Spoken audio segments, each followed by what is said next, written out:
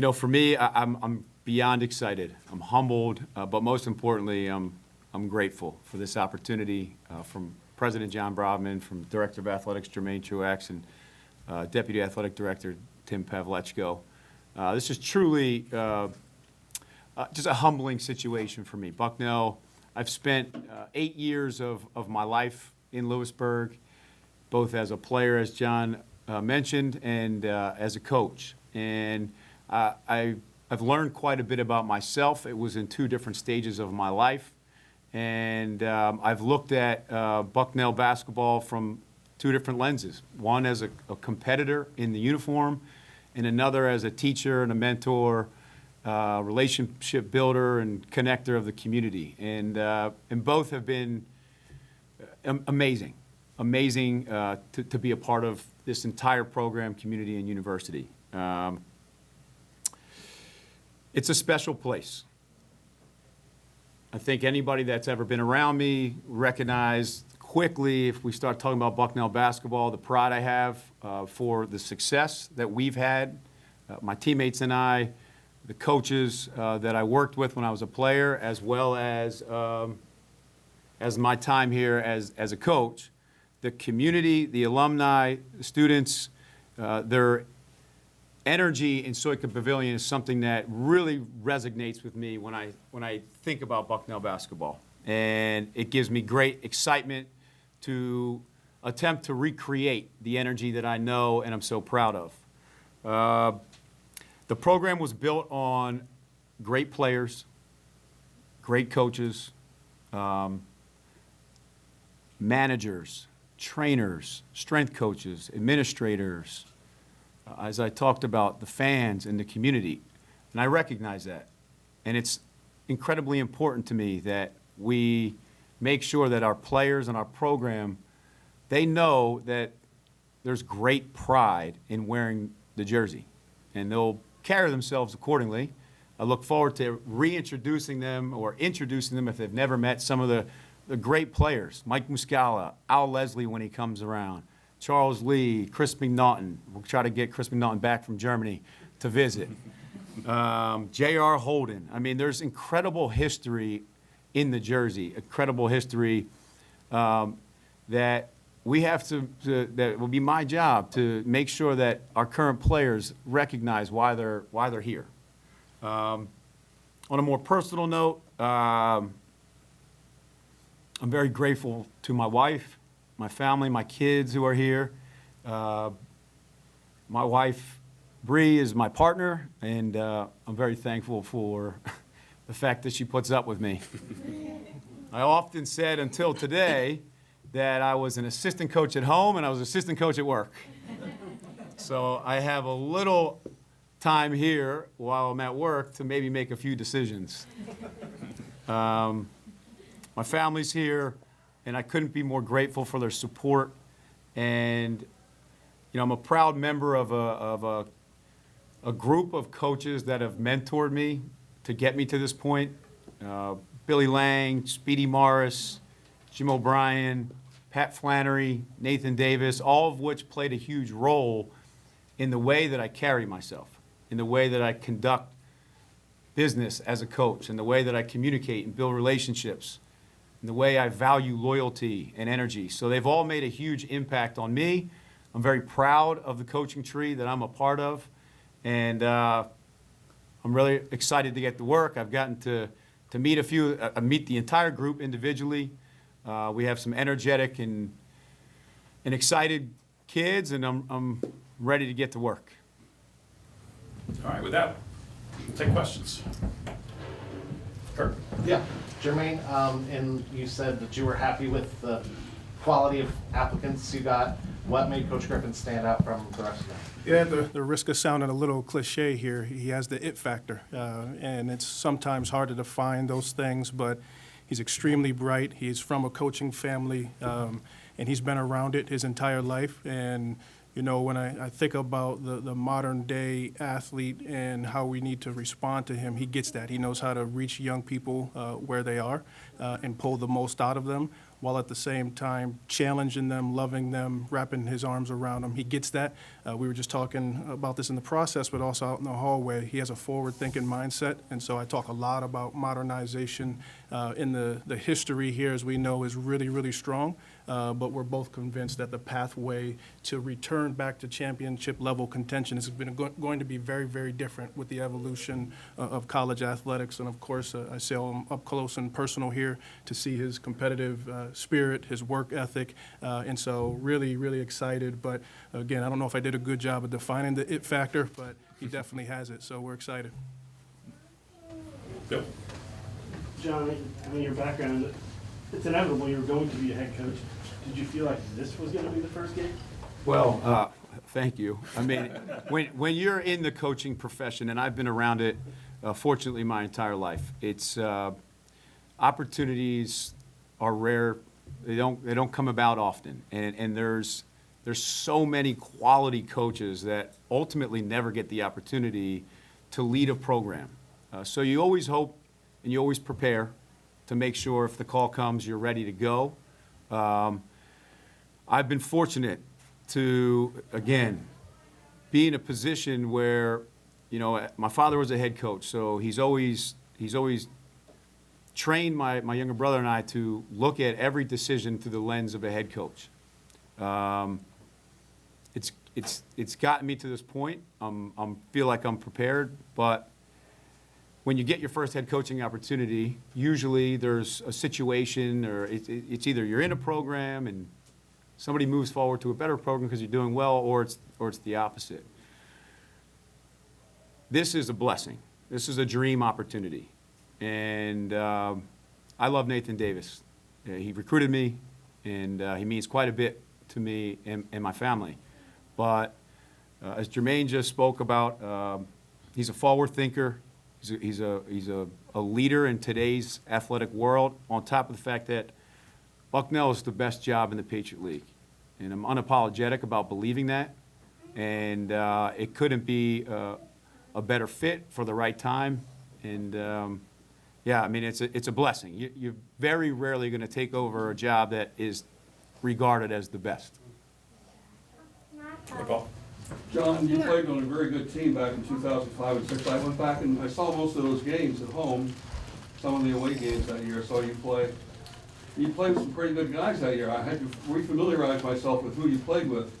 It's an all-star team. It's Darren Mestropolo, it's Charlie Lee, I'm reading from my list, Donald Brown, Abe Badmus, John Griffin, whoever he is, Kevin Betancourt, and of course Chris McNaughton. If I missed anybody there, it's all-stars. I guess my question now is, things are different now, though. You have the portal, you have the NCAA rules have changed. It's a little more difficult to know who's going to be and who isn't. How many of those guys would have stayed back then if they had the conditions we have now? The question is, you're up against you're a realist, I know, and an optimist as well. How are you going to deal with this? Well, it's a question that actually that question really comes about quite a bit. You know, when people think about teams of the past. I think that Bucknell is a unique situation. The transfer portal is a way of life. I'm not naive to it. I've experienced it. I have great experience with it, good, bad, or indifferent. And so I'm built around relationships. All the players that you just mentioned are essentially fake uncles to my children. But there's a way of life in a program that can really contribute to developing relationships that are very meaningful. I'm not naive. I recognize that the state of college athletics is a little crazy, you know, but you have to be very intentional. Your player development plans have to be individualized as well as collective. Here at Bucknell, with the network that we have, it goes far beyond the game of basketball. It has to be utilized. You know, some of the players you mentioned right now have Charles Lee, for example. He's the associate head coach with the Milwaukee Bucks.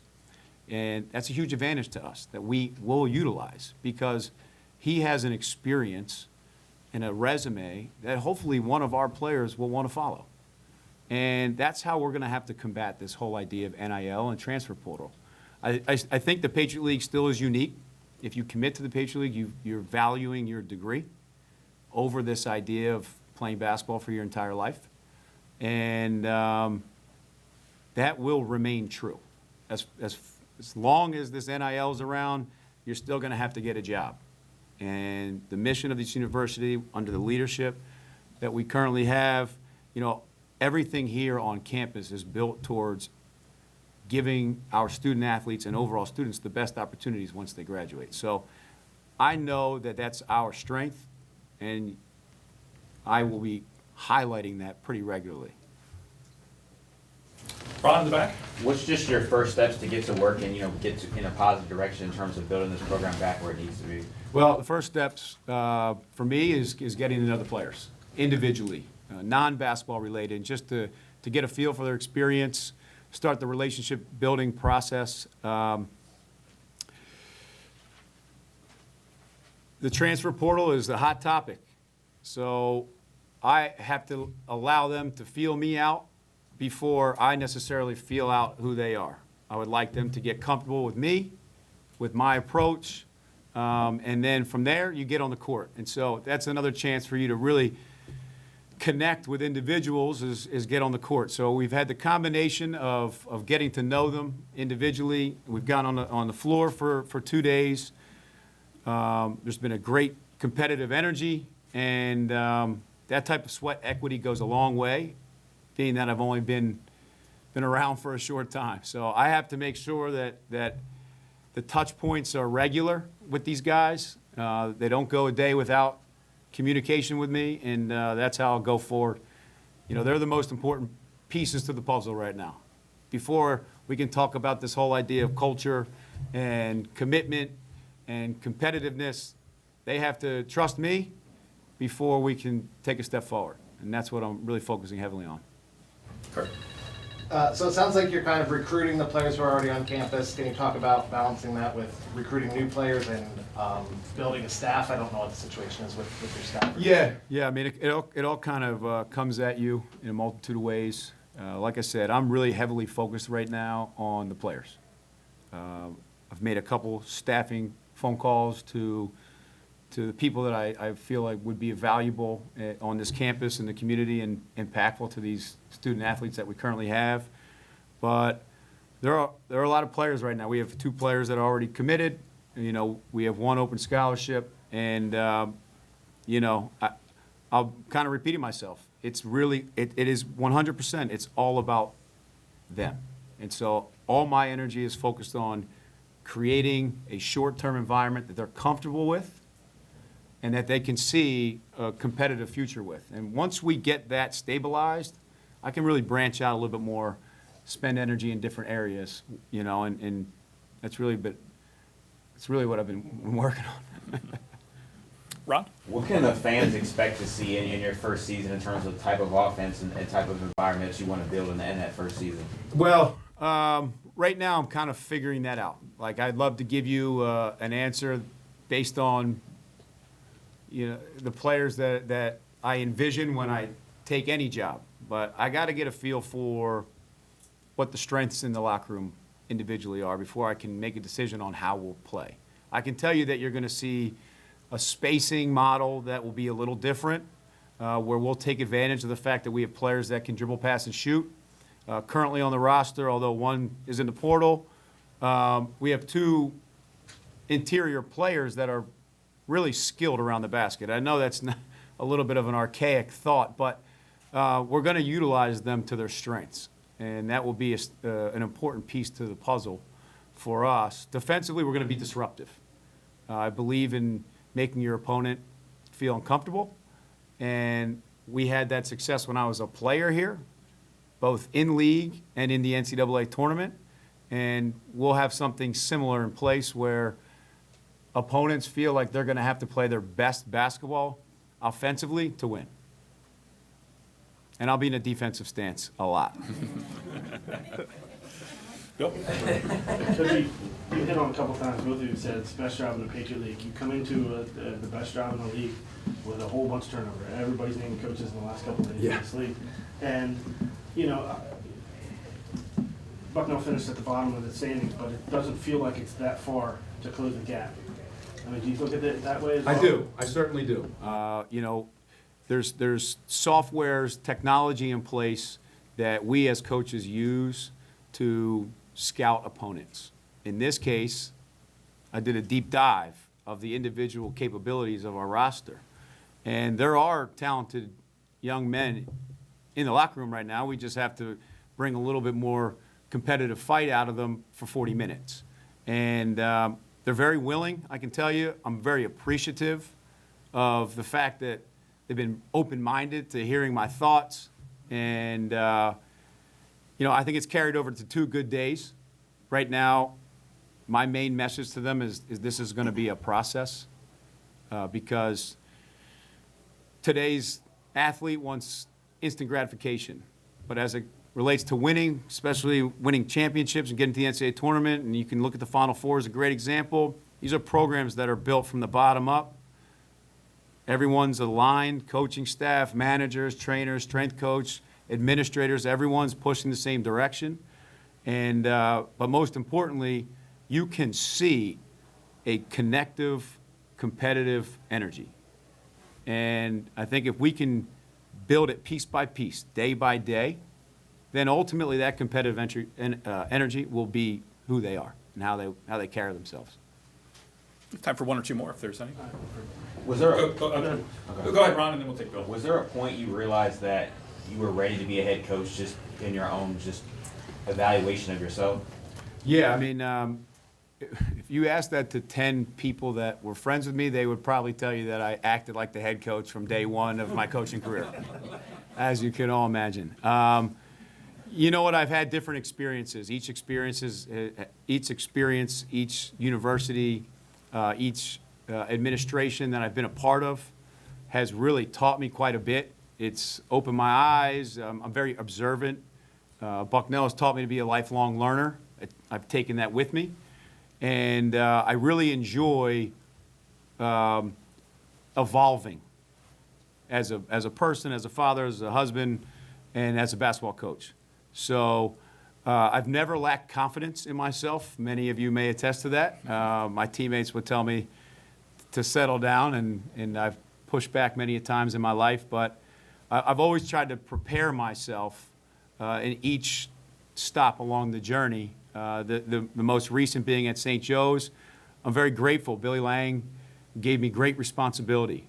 And we had many decisions to make in the past 4 years that have prepared me for taking over a program with 1 month before the summer's out. So, as I said, I've always tried to look at things through the lens of a head coach, and I feel pretty comfortable.